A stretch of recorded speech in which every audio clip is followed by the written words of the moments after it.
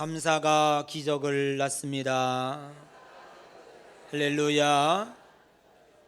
하나님의 놀라우신 은혜와 축복이 감사절을 통해서 여러분에게 넘쳐나시기를 주의 이름으로 간절히 축복드립니다.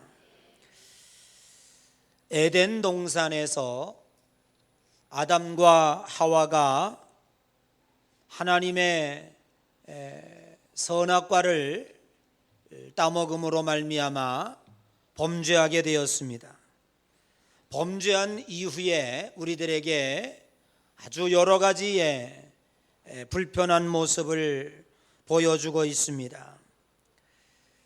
오늘 그들이 범죄한 이후에 첫째로 나타난 현상은 하나님의 낯을 피하여 무화과 나무 뒤에 숨었더라 라고 하는 말씀이 있습니다. 범죄한 인간은 본능적으로 하나님을 멀리하게 되어 있습니다. 요즘은 참 전도하기가 매우 어렵습니다. 한 생명 한 생명 전도한다고 하는 것이 옛날보다 참으로 많이 힘들어졌습니다. 그래서 교회들이 온갖 방법을 동원해서 생명을 구원하려고 애를 쓰고 있습니다. 그런데 세상 사람들은 또 그것을 가지고 여러 가지로 비판을 하지요. 마치 세상적인 비즈니스다 이렇게 따가운 눈으로 보는 사람도 있습니다. 저희 교회는 매주 화요일 날 우리 전도대가 이제 전도하러 세상으로 나아가는데 그런 얘기가 들리더라고요. 나가서 이렇게 전도지를 나누어 주니까 그 전도지 받는 사람이 그러더래요. 요즘에 손님이 좀 많이 줄었나요? 영업이 잘 안 되시나요? 뭐 그러냐면 전도지 이렇게 전하면서 복음 전하는 것을 마치 영업하는 것처럼 그렇게 보일 수도 있습니다. 그러나 그 한 생명 전도한다는 것이 얼마나 어려운지에 대하여 우리는 뼈저리게 느끼게 됩니다. 그것은 왜 그런고 하니 범죄한 인간들은 본능적으로 하나님을 피하여 도망가고 숨고 그래서 하나님 보기를 꺼려한다고 하는 것입니다. 그리고 두 번째로 하나님께서 아담에게 물었습니다. 누가 너에게 선악과를 따먹게 했느냐? 그랬더니 이 아담이 하와에게 책임을 전가했습니다. 하와에게 물었습니다. 너는 누가 이 선악과를 따먹게 했느냐? 그랬더니 뱀에게 책임을 전가하였습니다. 여러분, 범죄한 인간의 특징이 무엇입니까? 책임을 지려 하지 않는다고 하는 사실입니다. 책임을 전가하지요. 인간의 불행은 바로 여기서부터 시작이 되는 것입니다. 여러분, 우리가 가정이 왜 불행해집니까?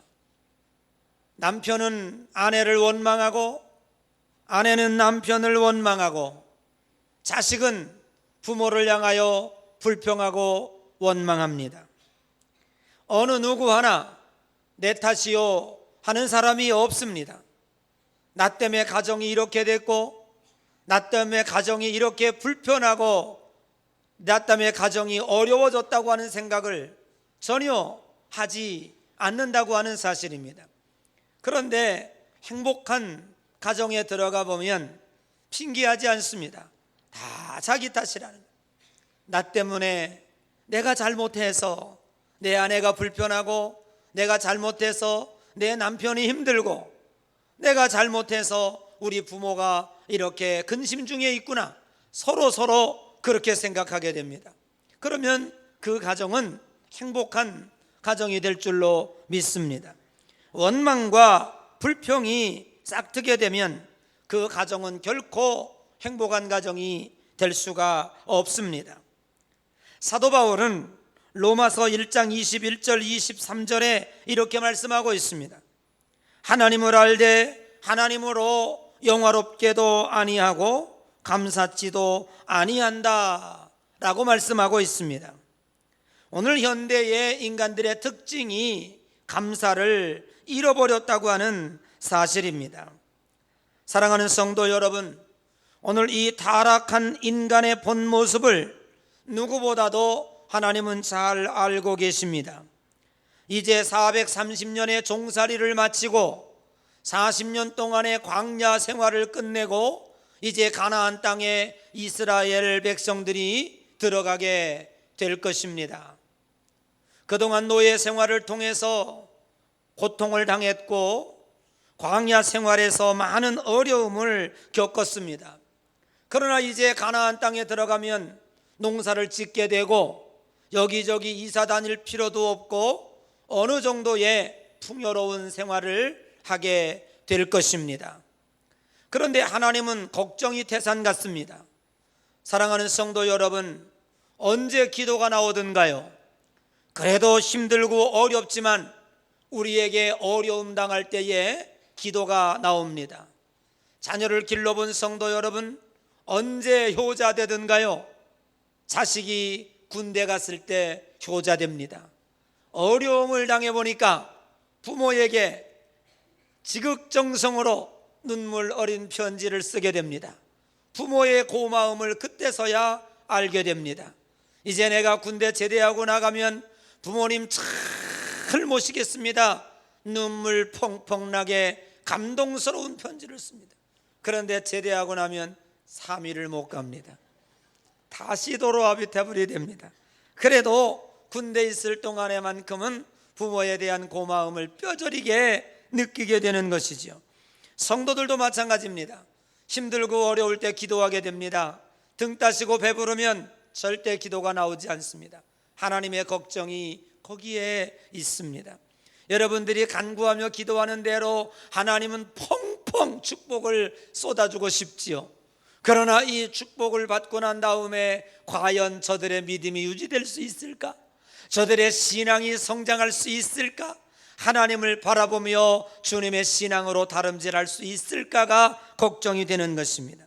하나님은 이스라엘 백성들을 바라볼 때 마치 그 모습이었습니다. 이제 약속의 땅에 가나안 땅에 들어가면 저들이 축복을 받게 될 것이고 풍요로운 삶을 누리게 될 것인데 혹여라도 하나님을 잊어버릴까 하는 것이 염려가 되었습니다. 그리고 어떻게 해서든지 하나님은 가나안 땅에 들어간 백성이 자자손손이 복을 받기를 원하셨습니다. 거기에 대한 특단의 조치가 바로 오늘 여기 출애굽기에 나오고 있습니다. 그래서 3가지 절기를 주는데 첫째는 무교절, 유월절기입니다. 해방절기입니다. 430년 동안 종살이하던 이스라엘 백성들을 하나님의 능력과 강권적인 힘으로 구출해내었다고 하는 거예요. 이스라엘 백성들이 한 것은 아무것도 없습니다. 광야 40년 동안 지내는 동안에 하늘에서 만나를 내려주시고 메추라기를 내려주시고 그리고 한번 해 입힌 이 옷이 헤어지지 않도록 하나님이 지켜주셨습니다. 그것에 대하여 잊지 말라고 하는 하나님의 말씀인 줄로 믿습니다. 그리고 두 번째는 오늘 우리가 읽은 맥주절입니다. 낫으로 곡식에 처음 이제 될 때에 그 첫 열매를 거두어서 하나님 앞에 예배하라고 하는 것입니다. 그리고 세 번째는 수장절이다. 모든 곡식을 추수하고 창고에 들인 후에 그리고 하나님 앞에 예배하는 추수감사절이라고 하는 사실입니다. 오늘 우리는 맥주감사주일로 지킵니다. 이 맥주감사주일은 첫 열매입니다. 첫 열매를 하나님 앞에 구별하여 드린다고 하는 것이지요. 오늘 첫 열매의 귀한 것은 하나님의 것이라고 하는 사실입니다. 에스겔서 48장 14절에 그 땅에 처음 익은 열매를 남에게 주지 아니하리니 이는 나 여호와에게 거룩히 구별할 것임이니라. 출애굽기 34장 26절에 너의 토지 소산에 처음 익은 것을 가져다가 하나님의 전에 드릴지니라. 아멘. 첫 것을 하나님 앞에 드린다고 하는 이 말은 세 가지 의미를 담고 있습니다.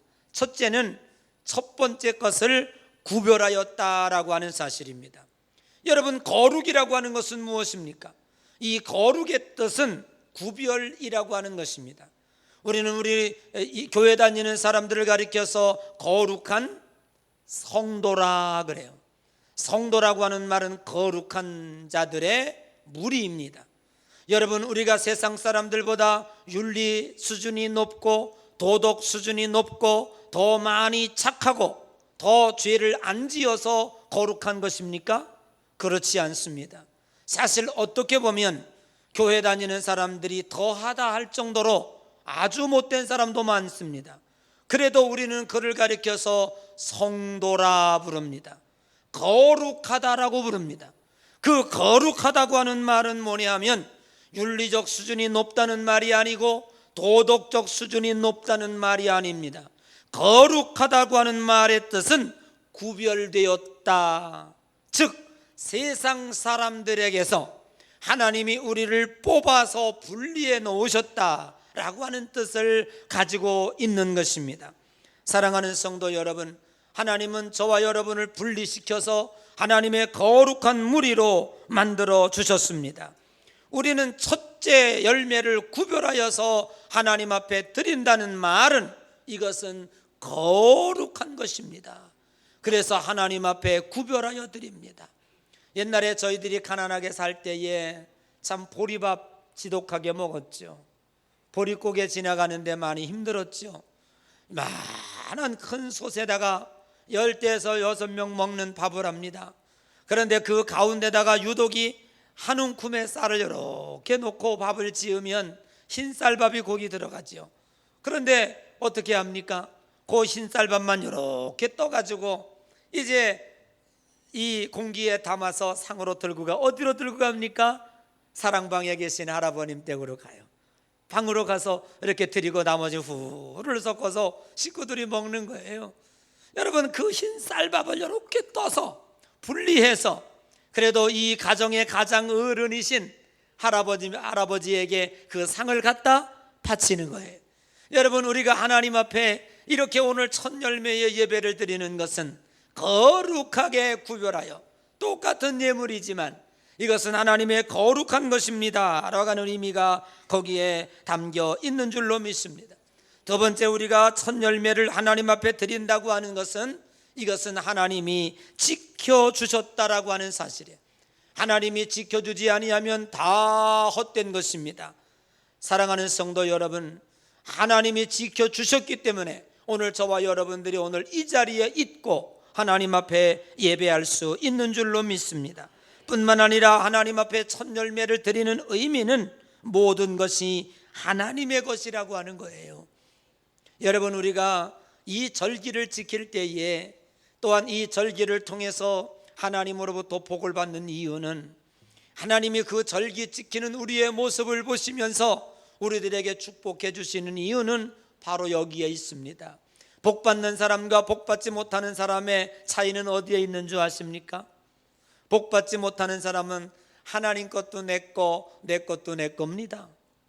그런데 우리는 복 받는 사람은 보면 모든 것이 다 하나님의 것인데 하나님의 것을 특별히 구별하여 주님 앞에 드릴 줄 알고 나머지를 가지고 내가 쓰는 그 정신을 가진 사람, 하나님은 이 사람에게 복을 더하여 주시는 줄로 믿습니다. 하나님의 것을 내 것이라 고집하지 않는 사람, 하나님의 것을 하나님의 것이라 들을 수 있는 구별할 줄 아는 사람, 이 사람을 하나님이 축복하신다고 하는 사실입니다. 오늘 신명기서에 보면 16장에 보면 하나님 앞에 맥주절을 지킬 때에 예물 드리는 방법이 나옵니다. 신명기 16장 10절에 보니까 네 힘을 다하여 여호와 앞에 예물을 드리라고 말씀하고 있습니다. 자원하는 마음으로 예물을 드릴 때에 하나님이 기뻐하신다고 하는 사실입니다. 그리고 그 곡식을 제사장에게 가지고 가면 그 제사장은 다른 것은 다 그냥 제단에다 올려놓습니다. 오늘 저도 그 예식을 좀 할까 하다가 안 했죠. 제사장 앞에 이제 곡식을 가져갑니다. 첫 열매에 곡식을 가져가지요. 김 집사도 가지고 오고 이 집사도 가지고 오고 다 들고 성전으로 오지요. 그럼 누가 받아요? 제사장이 그것을 받습니다. 이렇게 받아서 그냥 갖다가 제단에 놓는 게 아니에요. 여러분, 하나님 앞에 제물을 여러분들이 직접 드릴 수가 없었습니다. 그 제사장이 받아서 놓게 되어 있는데 다른 거는 다 제사장이 받아서 그냥 얹어놔요. 저 제단에다가 얹어놓고 예배를 드리는데, 특별히 첫 열매를 드릴 때만큼은 제물을 가지고 오면 보리도 추수에 올 것이고 밀도 추수에 올 것이고, 그 첫 열매를 가지고 오면 어떻게 한다고요? 제단 앞에서 제사장이 이렇게 흔든다는 거예요. 몇 번 흔들고 나서 거기다가 얹어 놓는 거예요. 그 뜻은 무엇이냐 하면 웨이빙 오퍼링이라 그런 의식인데, 이렇게 흔드는 이유는 이것이 다 하나님의 것입니다. 아멘. 이것이 다 하나님의 것입니다 라고 고백하는 마음이라고 하는 사실이에요. 오늘 우리가 하나님 앞에 이렇게 첫 열매로 예배를 드리는 의미는 모든 것이 다 하나님으로부터 왔습니다. 모든 것이 다 하나님의 것입니다. 할렐루야. 그래서 우리가 하나님의 첫 열매를 즐거운 마음으로, 감사한 마음으로 드리게 되어 있는 것입니다. 신앙의 타락은 어디서 옵니까? 예물 드리는 마음에서부터 옵니다. 감사 예물을 드리는 그 마음이 정성을 다하지 못할 때에 그 사람의 신앙의 타락의 모습을 보게 된다고 하는 사실입니다. 사랑하는 성도 여러분, 하나님은 우리들에게 왜 매년 3번씩 이렇게 감사의 절기를 명하셨을까요?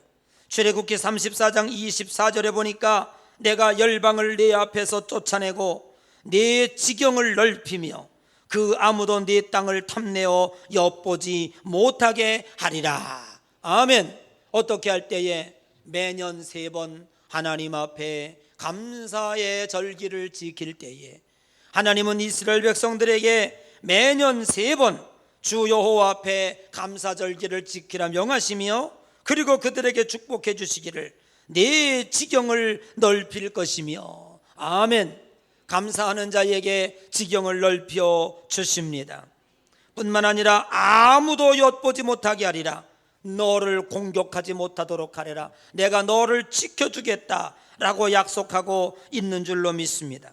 감사의 정신은 환경과 조건이 문제가 될 수 없습니다. 하박국서 3장 17절에 보면 비록 무화과 나무가 무성치 못하며 포도나무에 열매가 없으며 감람나무에 소출이 없으며 밭에 식물이 없으며 우리의 양이 없으며 외양간에 소가 없을지라도, 18절에 보니까 나는 여호와를 인하여 즐거워하며 나의 구원의 하나님을 인하여 기뻐하리로다. 아멘. 하나님의 영광이 우리들에게 임할 줄로 믿습니다. 시인이시며 목사님이신 고훈 목사님이 계십니다. 그가 어느 날 목회하시다가 암에 걸렸어요. 하나님 앞에 기도하면서 이런 시를 썼습니다. 내가 암병이라면 모든 환자들의 친구가 되어서 좋다. 내가 혹 치료된다면 그들에게 또한 희망이 될 수 있어서 좋다. 만일 내 암이 치료되지 않는다면 주님의 부르심에 순종할 수 있어서 좋다. 내가 암병이 혹시 아니라면 모든 사람에게 근심이 되지 않아서 좋다.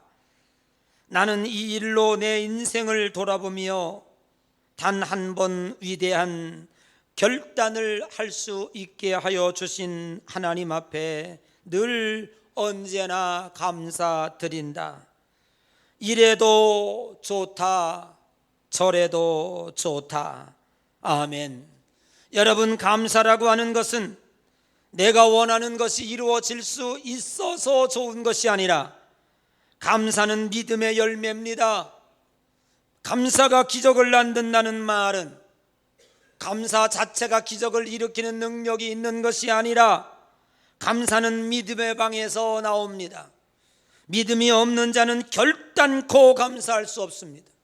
그러므로 내가 감사할 수 있는 입을 가졌다면 그는 이미 기적을 일으킬 수 있는 믿음을 가졌다라고 하는 말입니다. 네 믿는 대로 될지어다. 네 믿음이 너를 구원하였노라. 네 침상을 들고 걸어가라. 믿음은 곧 우리들에게 기적을 일으킵니다. 네 믿음을 어떻게 증명할 수 있겠습니까? 내가 믿음이 있다고 하는 것을 무엇으로 증명할 수 있겠습니까? 그것은 오직 감사입니다. 내 마음속에 믿음이 있다면 어떠한 환경과 어떠한 상황 속에서도 우리는 하나님 앞에 감사의 고백을 드릴 수 있을 것입니다. 그래서 우리는 고훈 목사님처럼 이래도 좋다, 저래도 좋다. 이미 한국 교계에 놀라운 영향을 끼쳤던 김동호 목사님은 지금 암으로 투병하고 계십니다. 그의 나이 은퇴한 지 얼마 되지 않았음에도 불구하고 암병을 통해서 그들은 많은 사람들에게는 영향을 미치고 있습니다. 그는 이렇게 고백합니다. 페이스북에서 하나님은 내게 암을 주셔서 이 세상의 암으로 고통당하는 이들에게 친구가 되어주게 하시니 진심으로 고맙다. 그러므로 내가 이 암병을 걸린 이들에게 좋은 친구가 되어 함께 살아가려고 한다. 사랑하는 성도 여러분, 우리는 어떤 환경에 있든지 하나님이 주신 의미와 뜻을 생각한다면 거기에 감사의 고백이 나오지 않을 수 없는 줄로 믿습니다. 뜻이 없는 일은 없습니다. 그러므로 로마서 8장 28절에 하나님 앞에 부름받은 자, 그 뜻대로 부르심을 입은 자들에게는 모든 것이 합력하여 선을 이루느니라. 우리는 지난 한 주간 동안 감사가 기적을 낳는다 맥주 감사절 특별 새벽 기도회를 했습니다. 힘들고 어려운 일정 가운데서도 저는 새벽 기도에 인도를 하며 하나님 앞에 기도했습니다. 많은 특별 새벽 기도회를 인도했지만은 지난 한 주간은 저에게 있어서 전무후무한, 저에게 있어서는 더 없는 감사의 기간이었다고 저는 여러분에게 감히 고백을 드립니다. 저는 한 달 전에 왠지 모르게 어깨가 뻐근하고 나중에는 팔에 통증이 오고 그 다음에 조금 한 일주일 지나더니 마치 누가 나에게 전기 고문을 하는 것처럼 전기가 와요. 그래서 이거 왜 그런가 싶어서 스트레칭을 하고 팔 운동을 하고 그리고 그냥 몇 주 지냈어요. 그랬더니 우리 박미숙 장로님이 그거 목 디스크 같아요.